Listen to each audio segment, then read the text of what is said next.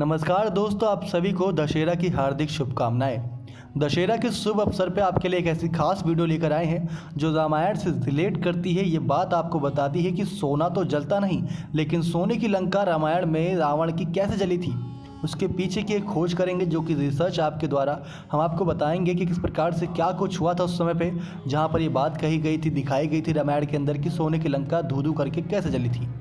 आप सभी लोगों ने तो रामायण जरूर पढ़ी होगी, सुनी होगी, देखी होगी कि कैसे भगवान श्री राम के सबसे बड़े भक्त हनुमान जी ने लंका को धूं धूं करके जला दिया था। कहा जाता है जब हनुमान लंका पहुंचे थे तब अहंकारी रावण ने हनुमान जी की पूंछ में आग लगा दी थी। बस तब क्या था, इसी अहंकार को भंग करने के लिए हनुमान जी ने पूरी लंका को ही आग लगा दिया। लेकिन क्या आप लोगों ने कभी सोचा है कि रावण का लंका जला, लेकिन उस सोने का क्या हुआ जो लंका निर्माण में उपयोग किया जाता था? सोना तो जलता नहीं है, ये बात कही जाती है। ये बात सत्य है कि सोना जलता नहीं है। कुछ तथ्य आपके सामने रख रहे हैं। ये सभी जानते हैं कि श्री हनुमान जी ने लंका को जलाया था। इस बात को विज्ञान के हिसाब से वेद विज्ञान मंडल पुणे के डॉक्टर वर्तक ने वाल्मीकि रामायण में वर्णित ग्रहों नक्षत्रों की स्थिति और उनकी ग्रहों नक्षत्रों की वर्तमान स्थिति पर गहन शोध यानी रिसर्च करके रामायण काल को लगभग 7323 ईसा पूर्व अर्थात आज से लगभग 9336 वर्ष पूर्व का बताया है। और कार्बन रीडिंग के हिसाब से भी लंका या फिर राम सेतु आज से 7000 ईसा पूर्व का ही बनाया गया था। सोने की लंका सिर्फ सोने से नहीं बनी थी। जी हाँ दोस्तों, ये काफ़ी ज़्यादा अपने आप में ही रोचक खुलासा है कि सोने की लंका सोने से नहीं बनी थी, प्योर सोने से। उसमें और भी कई धातु का मिलाकर बनाया गया था।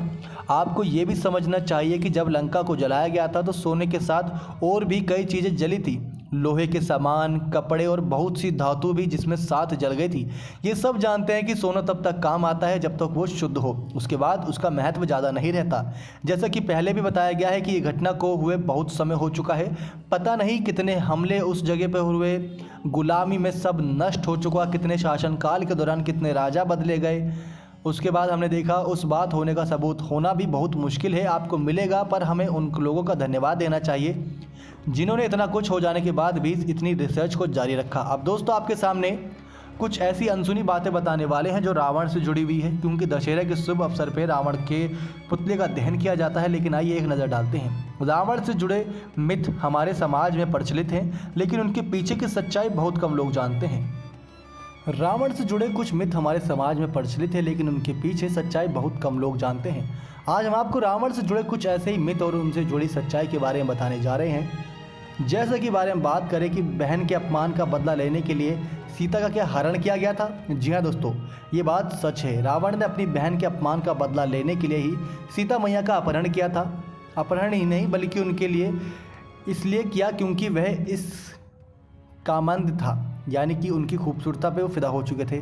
उसने अनेक स्त्रियों के साथ दुराचार किया था।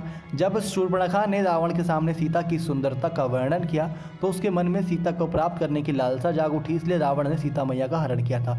तो यानी बहन का बदला लिया नहीं था रावण ने सिर्फ अपनी हवस और अपने कुछ ऐसे गंदे विचारों की वजह से सीता मैया का हरण किया था। और आप भी समझ रहे होंगे कि किन विचारों के साथ उन्होंने उनका हरण किया था। तो ये बात सच है, क्योंकि सीता मैया को हरण करना तो उनका एक अलग मकसद था, लेकिन बहन का बदला नहीं लिया था।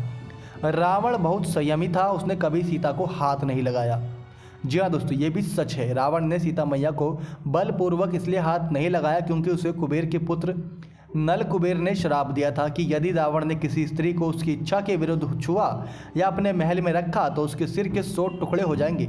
इसी डर के कारण रावण ने ना तो सीता को कभी बलपूर्वक छूने का प्रयास किया और ना ही अपने महल में रखा और अशोक वाटिका में रखा था, आपको ज्ञात हो तो। अब एक और ये है कि रावण ने शिव से मांगी थी क्या सोने की लंका? क्या ये बात सच है? क्योंकि आपने देखा होगा, पढ़ा होगा, सुना होगा, लंका का निर्माण देवताओं की शिल्पी विश्वकर्मा ने किया था। उसमें सबसे पहले राक्षस ही निवास करते थे। भगवान विष्णु के भय से जब राक्षस पाताल चले तो लंका सूनी हो गई। रावण के बड़े भाई सौतेले ने अपनी तपस्या से भगवान ब्रह्मा को प्रसन्न कर लिया। ब्रह्मा ने उसे लोकपाल बना दिया और सोने की लंका में निवास करने के लिए कहा। जब रावण विश्व विजय पर निकला तो उसने कुबेर से सोने की लंका का पुष्पक विमान भी छीन लिया।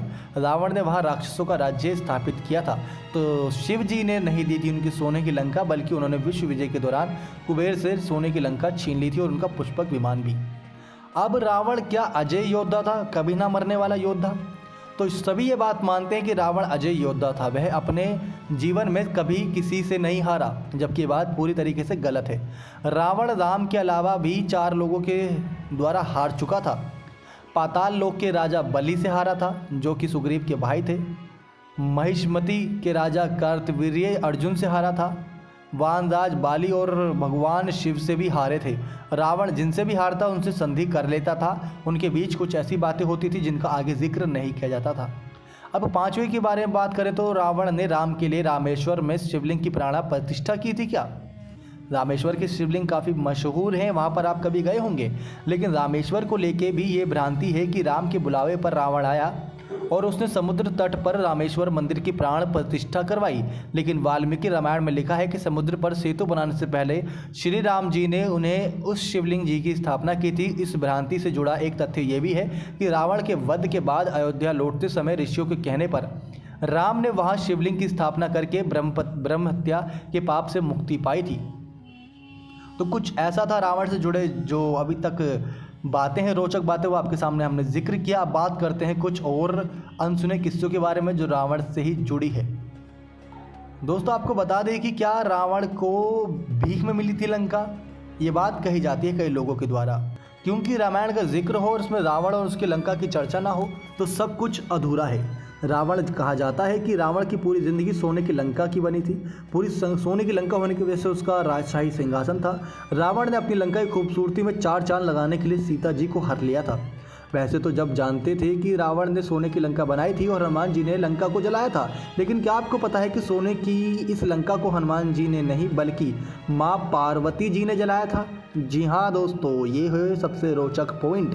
एक पौराणिक मान्यता कि एक बार लक्ष्मी जी और विष्णु जी भगवान शिव पार्वती से मिलने के लिए कैलाश पर गए और कैलाश से जाते वक्त उन्होंने माँ पार्वती और शिव जी बैकुंठ आने का न्योता दिया। जब माँ पार्वती लक्ष्मी जी से मिलने बैकुंठ धाम गई तो वहाँ के वैभव देखकर उनमें ईर्ष्या की भावना उठी। इसके बाद माँ पार्वती ने भगवान शिव से महल बनवाने का हठ किया। उसके बाद भगवान शिव ने पार्वती जी को भेंट करने के लिए कुबेर से दुनिया का अद्वितीय महल बनवाया।